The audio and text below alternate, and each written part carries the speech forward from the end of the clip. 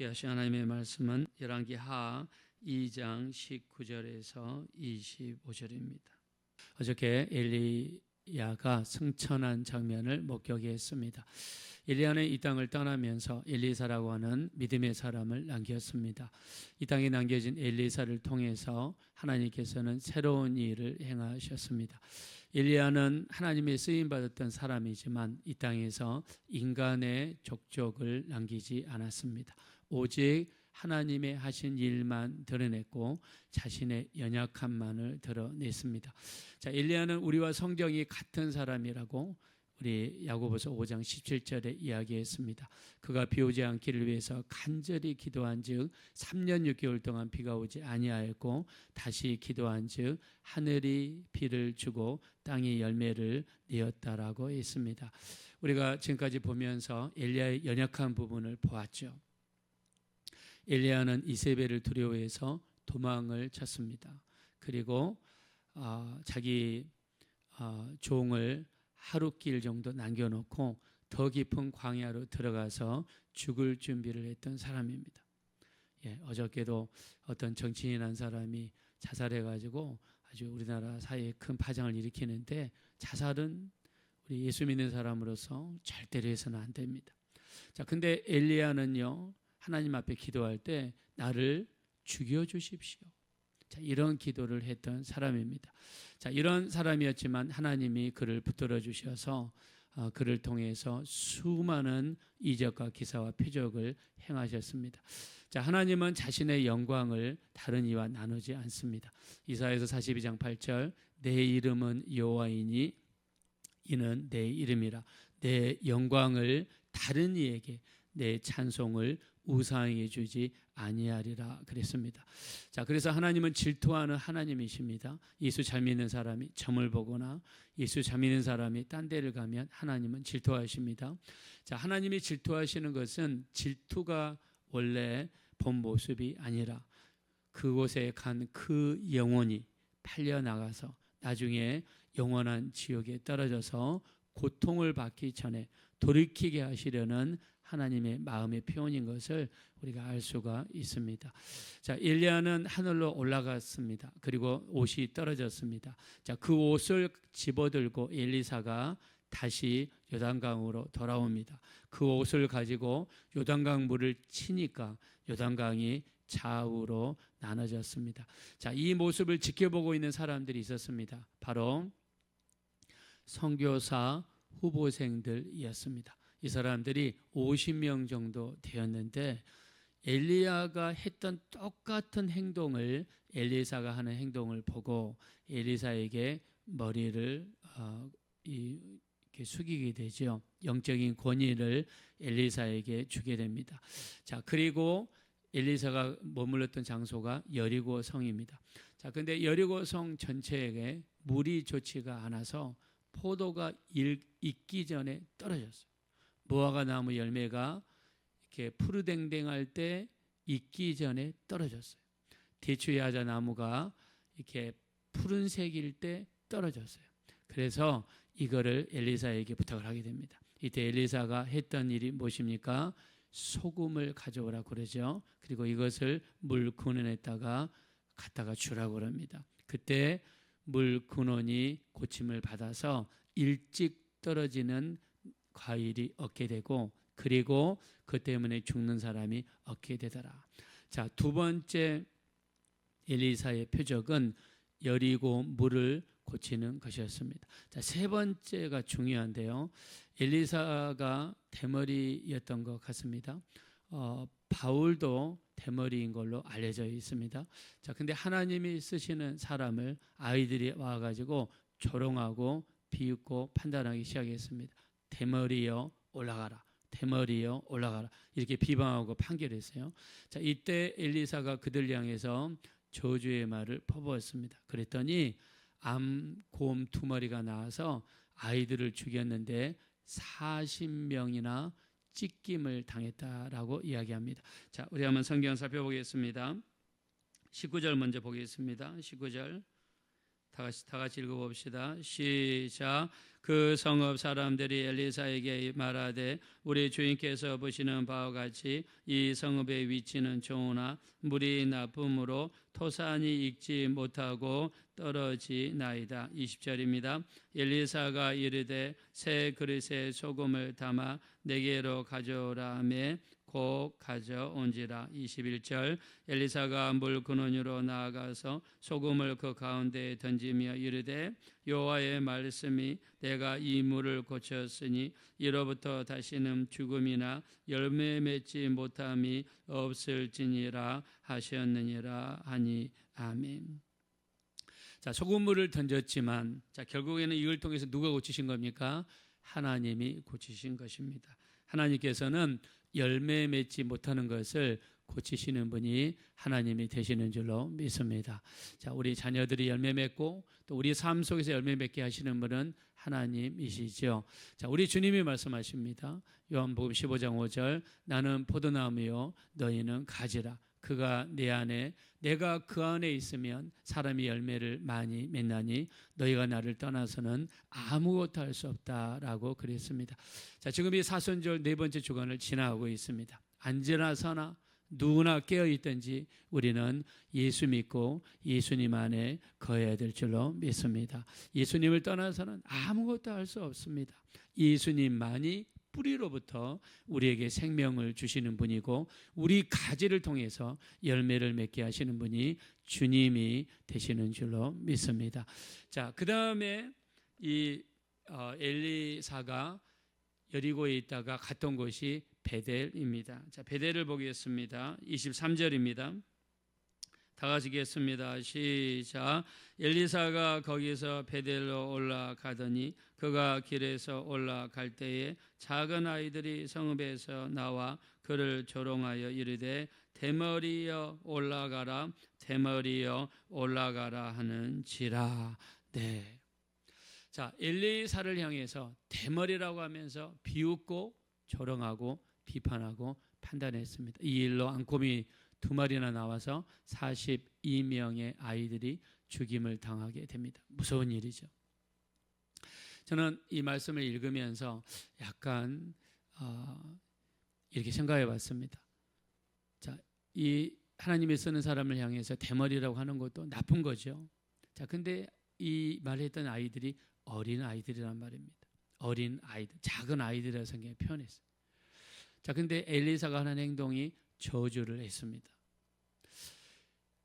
그래서 여러 가지 좀 해석을 놨습니다. 왜 엘리사가 저주했을까?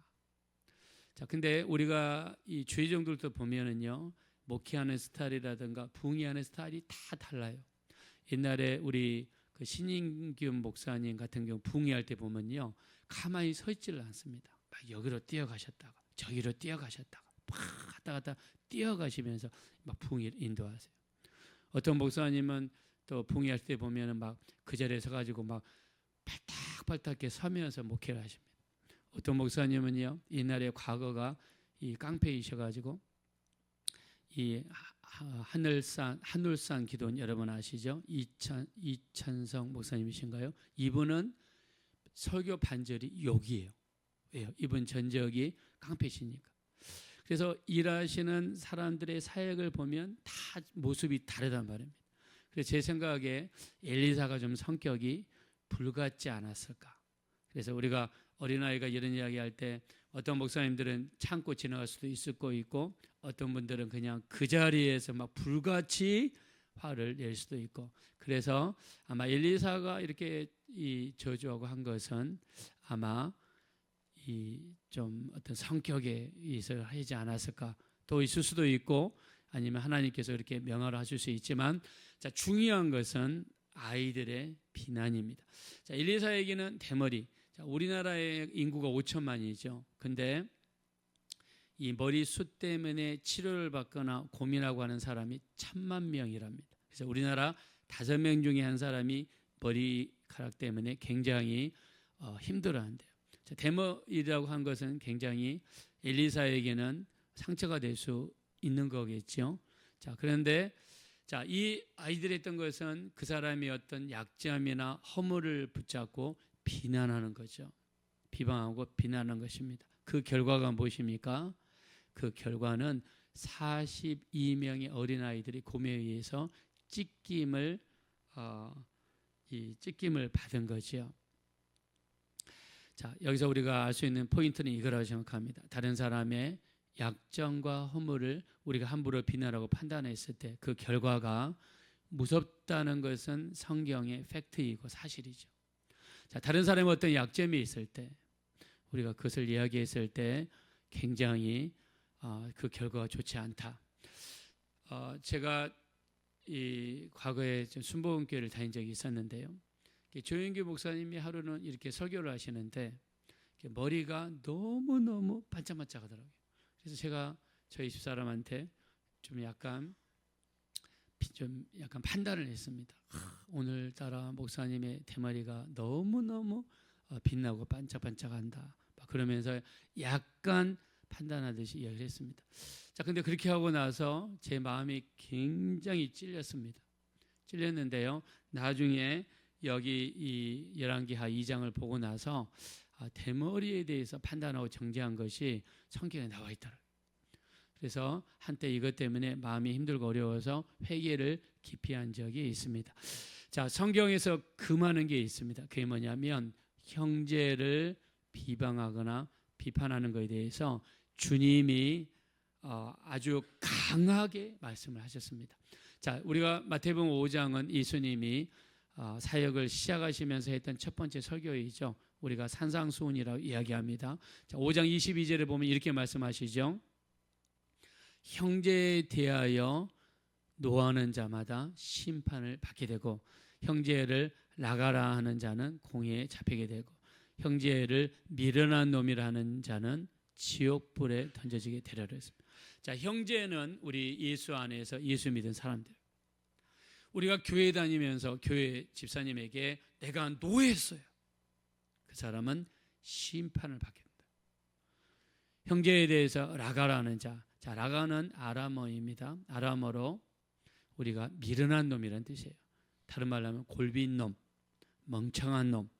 자, 형제에 대해서 형제가 교회에 있는 집사님일 수도 있고 성도일 수도 있고 집에서 같은 예수 믿는 식구들일 수도 있고 아니면 직장에서 예수 믿는 형제 자매들 수도 있습니다. 내 입에서 미련한 놈, 라가. 우리가 이 라가라는 단어는요 아람어입니다. 자, 예수님 당시에 생활 언어가 아람어였습니다. 회당에 모여서 예배를 드릴 때 성경을 읽을 때는 히브리어로 읽었고 앞에 나와서 대표 기도하는 사람은 히브리어로 대표 기도를 했지만 비록 히브리어로 성경을 읽었지만 그 뜻을 해석하기 위해서 이 회당장이 사용했던 언어가 아람어입니다. 이 아람어는요 원래 아시리아 제국에서 사용했던 공용어예요. 우리가 전 세계에 이렇게 큰 제국의 변화를 보면 가장 먼저 애굽이 큰 제국이었죠. 그 다음에 아수르, 그 다음에 바벨론, 그 다음에 페르시아, 그 다음에 헬라, 그 다음에 로마, 그 다음에 스페인, 프랑스, 그 다음에 지금은 영어권에서 전 세계 제국이 됐습니다. 옛날에 이 지중해 연안에 있는 사람들 있죠. 지중해에 있는 사람들 누가 있습니까? 포르투갈 사람들, 스페인 사람들, 이태리 사람들, 그 다음에 그리스 사람들, 터키 사람들, 이스라엘 사람들, 아랍 사람들. 자, 이 사람들이 지중해에 무역을 하면서 사용했던 언어가 링구아 프랑카라고 하는 단어인데 이게 그때 당시에 공용어였다고 합니다. 그래서 아수르 제국에서 썼던 언어가 아람어예요. 바벨론 제국에서 썼던 이 언어가 아람어예요. 자, 근데 이스라엘 사람들이 BC 586년에 완전히 멸망해버리고 포로로 어디로 끌려가죠? 아수르로 끌려가고 바벨론으로 끌려갔죠. 거기에서 배운 언어가 아람어입니다. 그래서 그들이 돌아와서 이스라엘 지역에서 썼던 언어가 아람어입니다. 자, 그러나 공식적으로 성경을 읽을 때는 히브리어를 썼습니다. 그래서 예수님께서 쓰셨던 말 중에 아람어가 많습니다. 자, 예를 들면 달리다굼, 예수님이 달리다굼 그랬죠. 달리다굼. 그러면 그 다음에 에바다 그러셨죠. 예수님께서 에바다 열려라. 달리다굼은 소녀야 일어나라. 또 십자가상에 계실 때 엘리 엘리 라마 사박다니, 자, 이렇게 말씀하신 거는 나의 하나님 나의 하나님 어찌하여 나를 버리셨나, 이게 다 아람어입니다. 또 우리 고린도전서 16장 22절에 마라나타, 자, 마라나타도 아람어인데 주여 오시옵소서, 이런 뜻이죠. 자, 그래서 예수님께서 설교하실 때 형제에 대해서 이렇게 나가라 하는 자, 그러면 사람들이 다 알아듣는 거예요. 이 골빈 놈아, 이 멍청한 놈아. 자, 형제에 대해서 이렇게 함부로 이야기하는 사람이 있다면 그 사람은 지옥불에 들어가게 될 것이다, 분명히 말씀했습니다. 자, 사도 바울도 로마 교회에 있는 성도들에게 로마에 하죠. 서신서를 쓰면서 이 로마서 14장 10절, 네가 어찌하여 형제를 비방하느냐, 어찌하여 형제를 없인 여기느냐, 우리가 다 하나님의 심판대 앞에 서리라 그랬습니다. 또 로마서 14장 13절에 그런즉 우리가 형제를 비방하지 말고 도리어 거칠 것이나 넘어질 것을 두지 않도록 주의하라 그랬습니다. 자, 야고보 사도도 이렇게 이야기합니다. 야고보서 4장 11절 12절, 형제들아 너희가 서로 비판하지 말라. 형제를 비판하는 자나 형제를 판단하는 자는 율법을 비판하고 율법을 판단하는 것이라. 너희가 율법을 판단하면 율법의 준행자가 아니요 율법의 재판관이로다. 입법자와 재판관은 오직 한 분이시니 너희를 구원하기도 하시고 멸하기도 하시느니라. 너는 누구이기에 형제를 판단하느냐 그랬습니다. 자, 그래서 야고보 사도, 예수님이 형제였던 야고보 사도도 우리가 어떤 일이 있어도 형제를 비판하거나 판단해서 안 된다는 거죠. 자, 천사들도 함부로 판단하지 않았습니다. 유다서 1장 9절에 보니까 천사장 미가엘이 모세의 시체에 관하여 마귀와 더불어 변론할 때에 함부로 비방하는 판결을 쓰지 아니하고 다만 이르되 주께서 너를 꾸짖으시기를 원하노라 하였더라 그랬습니다. 자, 천사장 미가엘도 함부로 비판하거나 비난하지 않았어요. 왜냐하면 비판과 비난은 누구의 영역이냐면 우리 주님의 영역, 심판하시는 것은 하나님의 영역이기 때문입니다.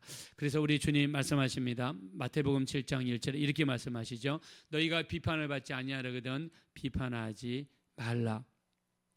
너희의 비판하는 그 비판으로 너희가 비판을 받을 것이요 너희의 헤아리는 그 헤아림으로 헤아림을 받을 것이니라. 어찌하여 형제의 눈 속에 있는 티는 보면서 내 눈 속에 있는 들보는 깨닫지 못하느냐. 외식하는 자들아, 내 눈 속에 있는 들보를 먼저 빼고 그 후에야 밝히 보고 형제의 눈 속에 있는 티를 빼어라 라고 말씀했습니다.